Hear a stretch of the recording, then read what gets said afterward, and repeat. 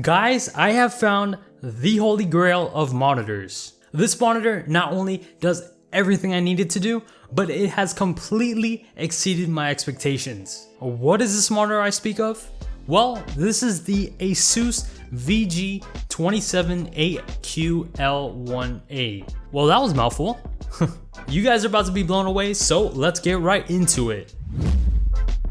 So just to get everybody up to speed and to speak to those people in the back over there, yes, HDMI 2.1 monitors do not exist. Let me repeat, HDMI 2.1 monitors do not exist. And ASUS and Eve were supposed to come out with their own variants, but we're still waiting up to now. So what does this mean? Well, you cannot find a monitor on the market that supports 4K at 120 frames per second. It just doesn't exist. You'll never find it. So there are two different types of people out there. There are people that want to play in 4K at 60 Hertz in order to take advantage of really nice resolution and don't care about the frame rate. But then there's people out there that really don't care about the resolution and are all about the frame rate. So something like 1080p at 120 Hertz is perfect for them. Well, what if I told you you could have both at the same time? So how do you do that? Well, you just gotta get a 1440p monitor. Wait, hold up. 1440p isn't even a supported resolution on the PS5. Dislike, unsub, you're dumb. Wait, just hear me out here. Even though this monitor is in fact 1440p, when you use it in conjunction with the PS5 is able to output at 4K quality, and then it's able to be downscaled on this 1440p display.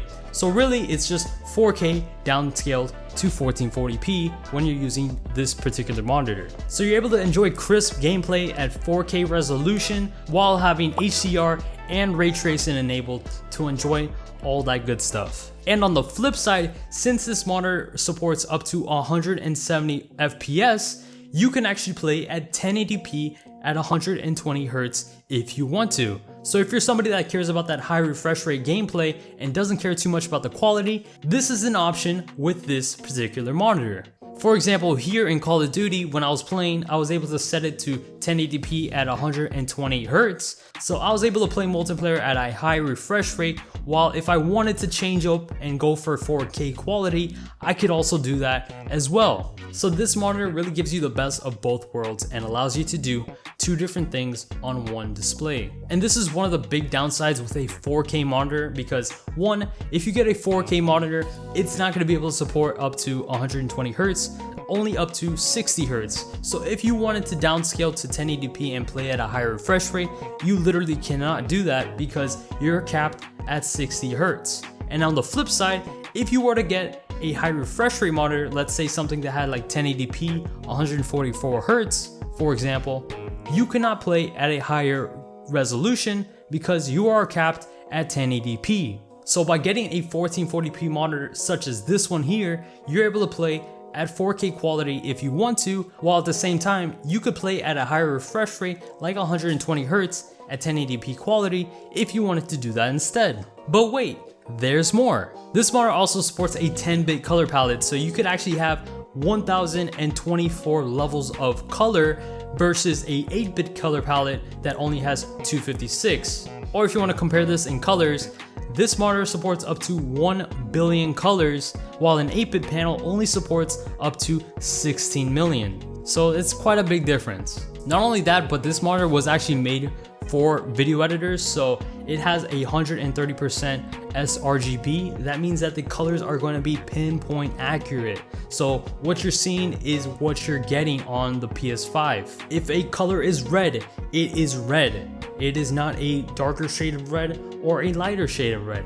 It is that particular color from the game itself. And this is a big issue with TN panels because TN panels always have washed out colors. So what you're most likely seeing on a TN panel is very, very inaccurate colors. And speaking of panels, this is actually an IPS panel, so you have really good viewing angles wherever you're sitting at your desk. Another thing I wanted to mention is that since the source resolution from the PS5 itself is 4K, if you have a 4K capture card, you could actually record in 4K even though what you're seeing is 1440p. So if you're a YouTuber and you want to record your footage in 4K and then post it online on YouTube or something like that, you could definitely do that with this monitor. And for you PC gamers or PC lovers out there, if you're using this monitor with your setup, whether it be like a PS5 and a PC setup like I have here, you could actually utilize a AMD GPU or an NVIDIA GPU because it uses adaptive sync, so it does work with G-Sync and FreeSync at the same time. Not only that, but it does support up to 170 FPS, so if you want to enjoy high refresh rates on your PC gaming side of things, this is a great hybrid monitor that allows you to work with your PS5 and your PC if you want to. In terms of response time and input lag, this monitor has been doing fantastic against the competition, even though it is an IPS display. So really, if you're worried about a delayed response from your controller or delayed display response, you have nothing to worry about with this particular monitor. And if you want to see all the quirks and features that this thing has, you can go over to ratings.com. I'm going to link it in the description down below so you can see all the little specs and how it fares up against other monitors that are on the market. And a cool quality of life thing with this monitor is that if you have it set to, like, let's say HDMI 1, but you're using HDMI 2 for your PC, for example, it will sense that and it will shift over to HDMI 2 so that you don't have to manually go over there and configure it down to HDMI 2. I don't know, fun fact I thought you guys should know. And I know I'm going to be asked this question whether so-and-so monitor works the same way this monitor works, and I'm going to be completely honest with you guys, I am not sure.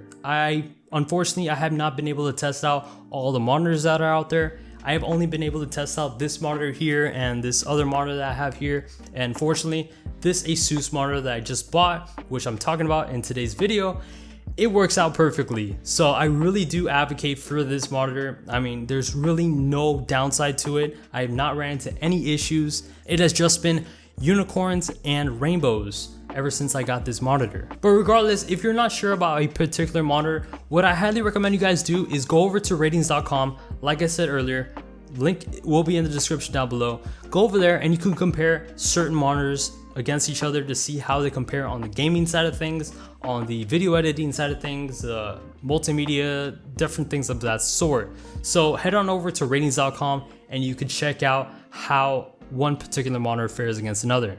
Well guys, that sums up today's video. Thank you guys so much for watching, and don't forget to like and subscribe for more content just like this.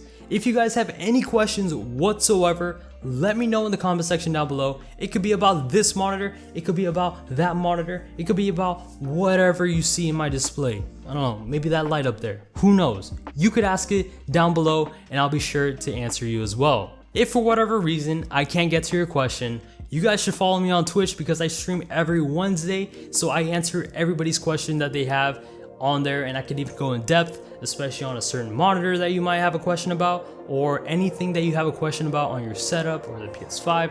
Ask away on my Twitch. A link will be in the description down below as well. Well, anyways guys, my name is Matthew. Thank you so much for watching. Hopefully 2021 is going to be way better for us than this year. Peace out.